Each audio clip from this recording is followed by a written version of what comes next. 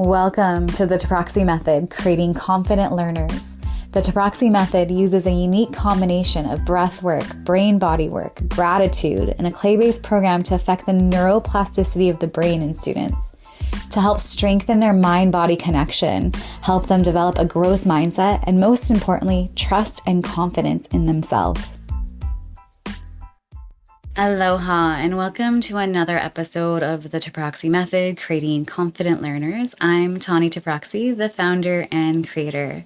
So in this episode, we'll be looking a little deeper at breathwork and the brain and how breathwork can positively affect the physiology of the brain. Before we get started, I wanted to share that I have a free assessment video that I'd love to share with you, where I walk you through a simple process in reading to figure out what type of learner your child is. I use this with every student when I first meet them to give me a sense of whether they are more of a visual or phonetic learner. To receive this free gift, sign up for my newsletter at pages.tanitutors.com/newsletter. As soon as you sign up, you'll receive it in your inbox. So let's get started. So in the last episode, we talked about the importance of gratitude. And since recording that episode, one of my students kind of just understood what the exercise of 3 grateful things really is all about. His first thing he listed was, I am grateful for me. And I feel like this is the ultimate understanding of what gratitude is. It reminds me of when they asked that question, what are the most important things in your life? And then if you go down a little bit further, how long would it take you to list you? So because we've been practicing this skill for so long, and I was caught by surprise, I've been doing this for a while, and for him to go there, I'm grateful for me. So I'm wondering how long would you list, or how long would your list be before you listed yourself as one of the important and grateful things in your life? And this is just some food for thought, right? So for you, how long would it take you to list yourself as well? And I think it's a reality check. Us as adults, we should be number one, and then everything else comes along, right? We help and take care of everybody else from a place of a full cup versus an empty cup. But just that one question, how long would it take you to list you as one of the important things in your life? So in this episode, we're going to be looking at the neuroplasticity of the brain, right? The rewiring of the brain for new information, making new synaptic connections. That just means that the thought, the ease, the understanding is there. Learning is the process of making new synaptic connections and rerouting the brain and task in a way that's tangible for a student to process that information. And when we remember and review and go back at material, we're reinforcing the neural pathways of the brain. And when a student is processing concepts and information with ease, we know that it's processing the brain with ease, right? Those neurons are connected.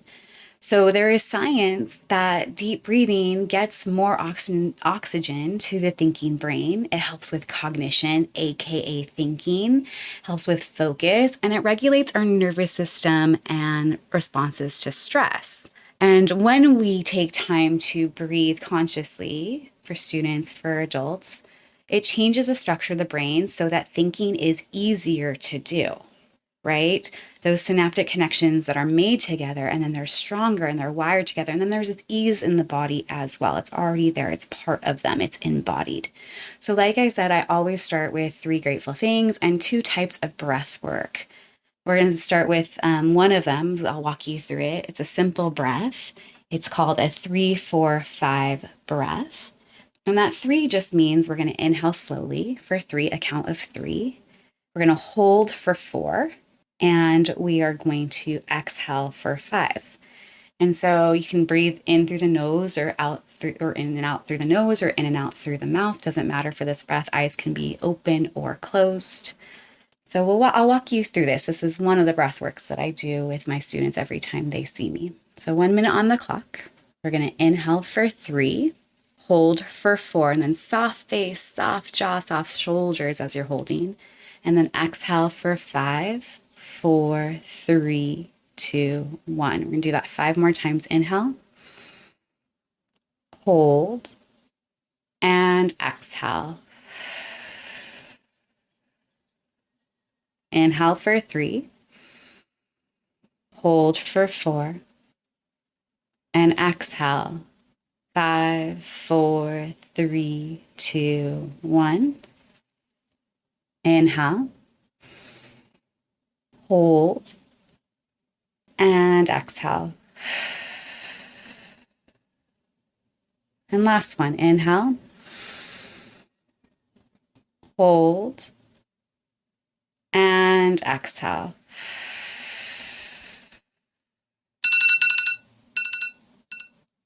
And I love this breath. It's simple to do. It only takes 60 seconds. And it just starts to get more oxygen into the body, into the brain before we start our sessions. There are so many articles supporting that this is important for the brain. Just in a quick Google search, I came across a couple studies, and I will link those in the show notes, but rather than going through them, one of the things that popped out the most was that it impacts our emotion, our attention, and how the brain processes the world around us. And that studies show that the brain can also rhythmically mimic the rhythm of the breath, right? So if you are upset or agitated, right, if we slow down the breath, the brain, the nervous system can calm down with that. If we speed up the breath starts to the brain starts to mimic that as well. The other breath work that I do with students, I do 5 rounds of nose breathing. It's actually the Nadi Shodhana of yoga, and there are studies that show that this actually helps build and create new connective tissue in the corpus callosum. So breathing also not only, does all these things, helps with emotions, cognition, and also just this feeling of ease in the body. It actually builds and creates more brain tissue. I used to do a different kind of breath a few years ago where I would have students close their eyes, and I would get them comfortable with just having their eyes closed for 1 minute. And then we would slowly build, whether that's over a few weeks even a few months, whatever their pace and motivation was, up to 3 to 5 minutes with their eyes closed. And I really love this breath as well. It's just helping them learn how to be with themselves, be comfortable with stillness. And they do say that if you start your day with 3 to 5 minutes of meditation, your whole entire perspective, your day will change. Right? And we're just trying to build this ease of self with the breath, build into self-confidence, which helps with approaching academic challenges from a place of ease and calm. So we're always trying to get the nervous system focused and intention in line versus, agitated and so forth. So in this episode, I've been talking a lot about how the brain is affected by the breath and that encompassing neuroplasticity, right? The changes in the brain, the rewiring, the restructuring, and the actual building of synaptic connections and what comes with that.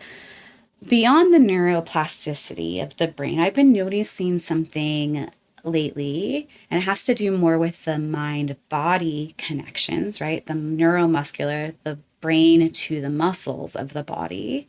And I've talked about this before with balance, but I've been noticing also, how is that brain muscle connection and communicating? And my good friend, Dennis Morton, he happens to be a Peloton instructor who I've known for years. So you might be familiar with some of his sayings, but he often says, practice doesn't make perfect, it makes permanent. And if you learn something the wrong way in the body, in the brain, in the mind, it takes a lot more effort to undo that task and relearn it correctly. And I've been noticing something a lot this school year. So we'll take a deeper look into what I've been noticing next week in the next episode, which has to do with a relatively simple task. It's a mechanical task, though. It's a brain-body task. It's a neuromuscular connection that has been made permanent, but unfortunately not perfect, right? It's not learned correctly. So we'll explore this school task. It's actually an everyday task that I'm noticing consistently with the students who struggle the most, especially in reading and also writing and spelling, that this mechanical process is quite difficult for them.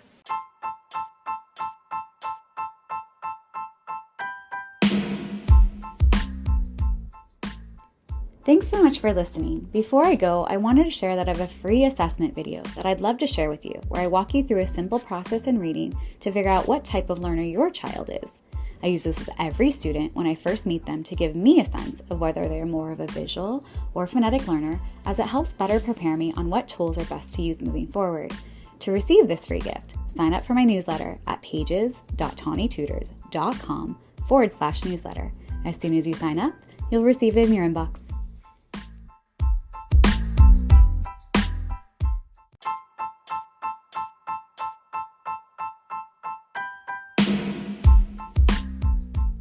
If you're interested, follow me on Instagram and Facebook at The Taproxy Method. I also take on a very few select private one-on-one clients worldwide for homeschool support and tutoring work. Email me at tawny.taproxy@tawnytutors.com. Have a blessed day and aloha.